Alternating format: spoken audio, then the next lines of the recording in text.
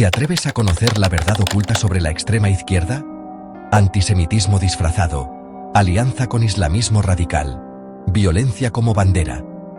En el Instituto del Bienestar hemos dedicado miles de horas a investigar la felicidad individual y de las sociedades, y las amenazas para la misma. Por ello, hoy te revelo la cuarta verdad, más perturbadora que las tres anteriores. Porque si no la ves ahora, puede que cuando lo hagas ya sea demasiado tarde. Verdad 4. Antisemitismo disfrazado de solidaridad. Hannah tenía 20 años. Estudiaba historia en una prestigiosa universidad de Estados Unidos. Una mañana cualquiera, fue a clase con su mochila, su cuaderno y una pequeña estrella de David colgada del cuello. A la salida, un grupo de manifestantes la rodeó. ¡Fuera sionista! Tu pueblo oprime al mundo. ¿Qué hice yo para merecer esto? Intentó explicar que no apoyaba a ningún gobierno, que ella solo era judía, una joven pacífica. Pero no importó. Uno la empujó, y una chica la insultó. ¿El motivo real? Solo uno. Nació en una familia judía. Y para ellos, eso es motivo suficiente de odio. Pero antes de seguir, déjame hacerte una pregunta incómoda. ¿Has notado una incoherencia? ¿Que muchos de ellos solo alzan la voz cuando el opresor es judío? ¿Por qué critican con tanta vehemencia a Israel, pero calla frente a otros abusos mucho peores? Callan ante regímenes autoritarios musulmanes. Callan ante crímenes atroces en Irán, Siria, Afganistán. Pero si el opresor es Israel, gritan con rabia. ¿Es eso empatía selectiva? ¿O simplemente un antisemitismo camuflado de solidaridad? Dicen que lo hacen por solidaridad con los oprimidos.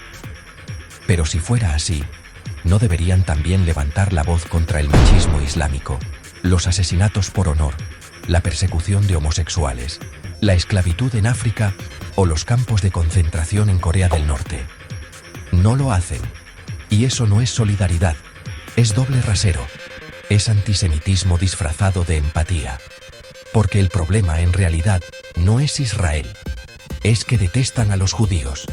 ¿Por qué tanto odio?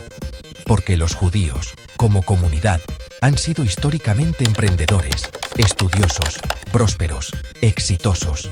Y eso los convierte en el blanco perfecto de la envidia.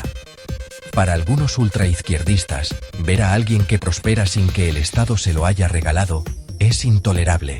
Y entonces los atacan, no con fusiles, sino con pancartas, con boicots, con desprecio, con alianzas peligrosas. ¿Te parece justo? ¿Estamos tolerando una forma moderna de odio porque viene disfrazado de causa noble?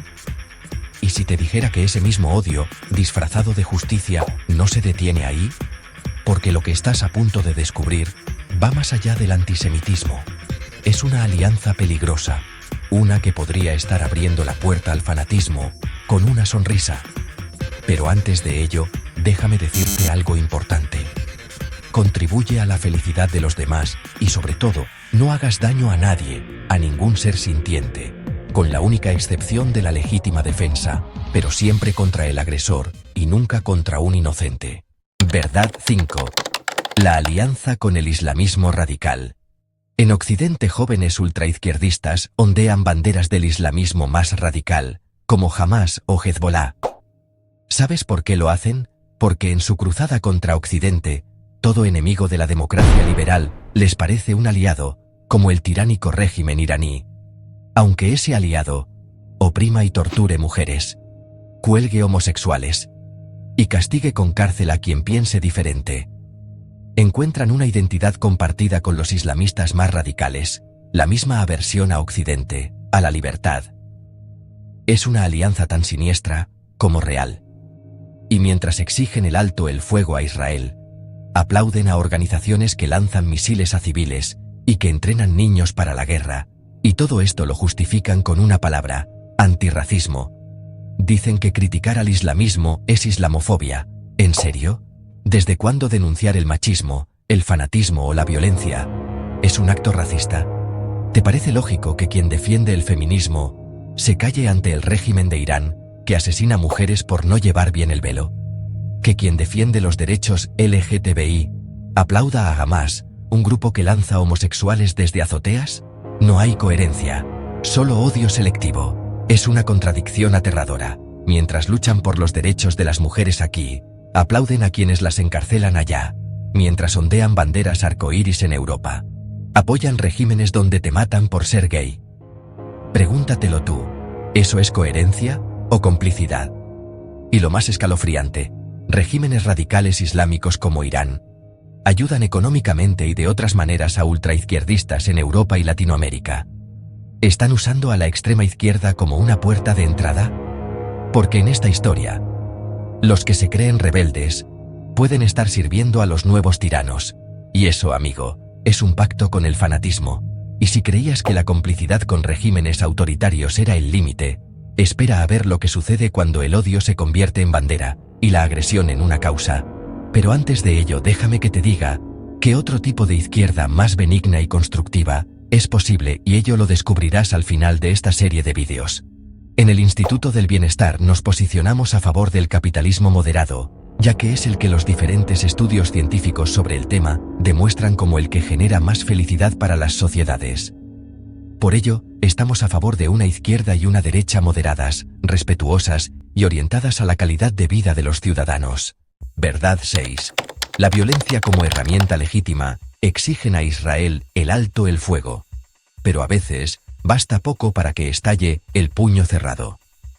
Algunos sectores de la extrema izquierda creen en la violencia revolucionaria. Y por eso justifican el vandalismo, las agresiones o incluso el asesinato, si es contra fascistas. Pero, ¿quién decide quién es el fascista? Ese enemigo del pueblo puede ser cualquiera que piense distinto. Un liberal, un disidente, o simplemente alguien que hace una pregunta incómoda.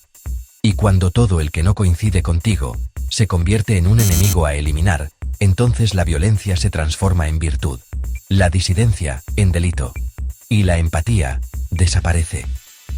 David tenía 21 años, estudiante de filosofía, pacífico, no militaba en ningún partido, pero asistió a una manifestación universitaria.